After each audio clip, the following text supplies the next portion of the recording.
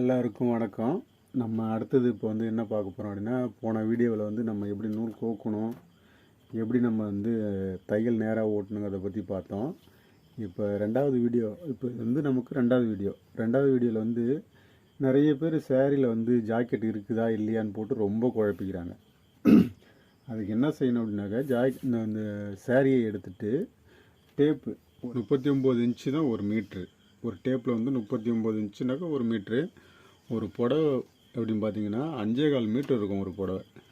நீங்கள் இந்த முந்தி பக்கத்துலேருந்து டேப்பை எடுத்து வச்சு இங்கேருந்து 39 இன்ச்சு அளந்துட்டு இந்த மாதிரி என்ன பண்ணணும் அப்படின்னு கேட்டிங்கன்னா, இந்த கரை சைடே நம்ம குறுக்க எங்கேயும் இன்றைக்குமே குறுக்கையோ இல்லை சென்ட்ரலையோ அது வந்து அளந்து பார்க்கவே கூடாது. இந்த டேப்பை வந்து நம்ம கரை சைட்லேயே மட்டும்தான் அளந்துக்கிட்டே வரணும். இங்கேருந்து அளக்கும்போது இதோட 2 மீட்ரு. அடுத்தது இந்த மார்க்லேருந்து அடுத்த மார்க்லேருந்து அடுத்தது இன்னொரு 39 இன்ச்சு. இதோட 3 மீட்ரு அளந்துருக்கும். இதோட 3 மீட்ரு. அதுக்கப்புறம் அதுலேருந்து ஒரு 39 இன்ச்சு.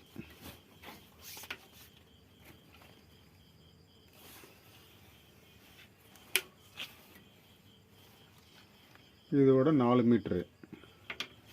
அதுக்கப்புறம் அதிலேருந்து இன்னொரு 39 இன்ச்சு.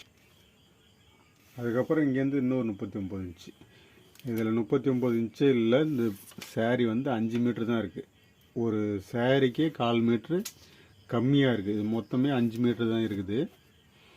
அதனால் நம்ம என்ன பண்ணணும், சில பேர் இது மெலிசாக இருந்தாங்கன்னா செட் ஆகிடும். ரொம்ப குண்டாக இருந்தாங்கன்னா அந்த சேரீ அவங்களுக்கு உள் சுற்று பத்தாது. உள்ளே கொசுவும் வைக்கிறதுக்கு ஒரு ஃபிலிட் 2 ஃபிலிட்டு கம்மியாக தான் வரும். சரிங்களா? இந்த மாதிரி தான் நீங்கள் சேரீயை அளந்தெடுக்கணும். நம்ம அளந்த மாதிரி இப்போ 5 வாட்டி அளந்துட்டு அதுக்கப்புறம் ஒரு 1/4 மீட்ரு, மொத்தம் 5.25 மீட்டர். 5.25 மீட்டர் அளந்து எடுத்துட்டிங்கன்னா ஒரு புடவை வந்துடும். அதுக்கு அங்காண்டா எவ்வளோ மீறுதோ அது எல்லாமே வந்து ப்ளவுஸுக்கான துணியாக இருக்கும். இந்த 5.25 மீட்டரோட சரி புடவை. இதுக்கு அங்காண்டா வந்து எவ்வளோ மீறுதுன்னு பார்த்துட்டு அங்காண்டா ப்ளவுஸ் இருந்தால் ப்ளவுஸ் வெட்டிக்கலாம். இல்லை அது ப்ளவுஸ் வராது அப்படின்னாக்கா நம்ம புடவை வச்சு அப்படியே ஓரம் அடிச்சிக்க வேண்டியதான். முதல் சேரீ ஓரம் அடிக்கும்போது இந்த நூல் இருக்குது பாருங்கள். இந்த நூல் வந்து இந்தமாரி நூல் புடவை, காட்டன் புடவை இருந்தால் அதில் நூல் போகிறது அழகாக தெரியும். கரெக்டாக அந்த நூலை பார்த்து வெட்டிக்கிட்டிங்கனாக்கா நீங்கள் ஓரம் அடிக்கும்போது நேராக வரும். பூனம் புடவை, இந்த வழன்னு இருக்கிற புடவைங்கள்லாம் பார்த்தீங்கன்னாக்கா பிரிண்ட்டு ஒரு பக்கம் இருக்கும், நூல் ஒரு பக்கம், தறி ஒரு பக்கம் போட்டிருப்பாங்க. அப்போ நீங்கள் என்ன பண்ணணும், தறி எங்கே போட்டிருக்காங்கன்னு பார்த்து அந்த நூலை பிடிச்சி இழுத்து அந்த நூல் வழியாக தான் நீங்கள் வெட்டணும். இந்த மாதிரி ஒரு நூலை பிடிச்சி இப்படி இழுத்திங்கன்னா சுருக்கம் விடும். இதில் நீட்டுக்கும் கோடு தெரியுது பார்த்தீங்களா?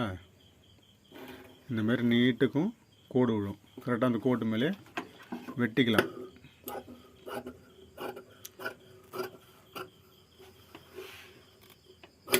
அழகாக வெட்டிட்டு சேரீயை எப்பயுமே வந்து ரொம்ப பட்டையெல்லாம் அடிக்கக்கூடாது. ஓரம் மெல்லிசாக தான் அடிக்கணும். எல்லோரும் வந்து என்ன கேட்பாங்க அப்படின்னாக்கா, சேரீ வந்து ஓரம் அடிக்கும்போது மெல்லிசாக அடிங்க அப்படின்னு தான் சொல்லுவாங்க. நம்ம மெல்லிசாக தான் அடிக்கணும்.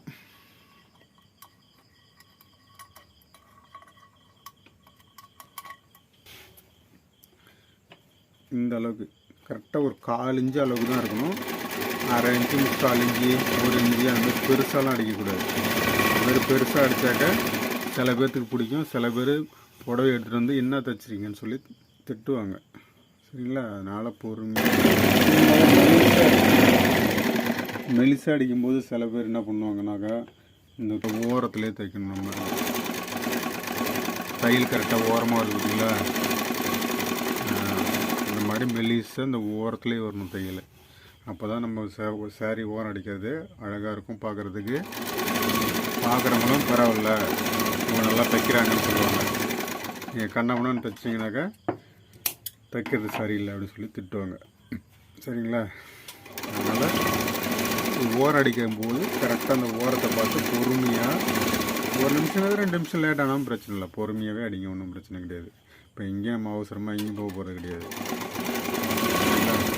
அழகாக அடிச்சுட்டு இந்த லாஸ்ட்டில் வந்து சில பேர்த்துக்கு என்ன பண்ணணும், இந்த சேரீ வந்து மீறி நீட்டிட்டு வரும். இப்படி நீட்டிகிட்டு வரும். பார்ட்ரு ஒரு பக்கம் இருக்கும், சேரீ ஒரு பக்கம் அப்படி இழுத்து பிடிச்சி தைப்பாங்க. அந்த மாதிரி வரவே கூடாது.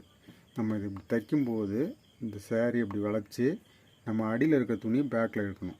துணியை இப்படி பேக்கில் இழுத்தாக்க இந்த துணி நீண்டு விட்டு உள்ளே போயிடும்.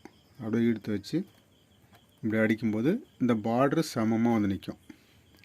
எல்லாருமே சேரீ ஓரம் அடித்தோடனே இந்த பார்டர் தான் பார்ப்பாங்க, கரெக்டாக அடிச்சிருக்காங்களா இல்லையான்னு. இந்த பார்டர் கரெக்டாக வந்ததுனாக்கா நீங்கள் சரியாக வேலை செஞ்சுறீங்கன்னு அர்த்தம்.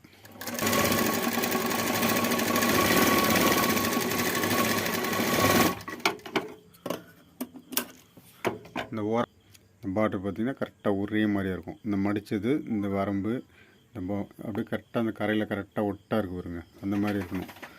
ரெண்டாவது நம்ம பார்க்கும்போது இது எல்லாமே ஒரே மாதிரியாக இருக்குது பாருங்கள். இந்த மடித்ததெல்லாம் ஒரே லெவலாக இருக்கா, இந்த மாதிரி ஒரே லெவலாக இருக்கணும். அப்போ தான் வந்து சேரீ ஓரம் அடித்தா நீங்கள் ஓரம் அடித்து கொடுத்தாலும் பார்க்குறவங்களுக்கு ஒரு திருப்தியாக தெரியும். சரிங்களா?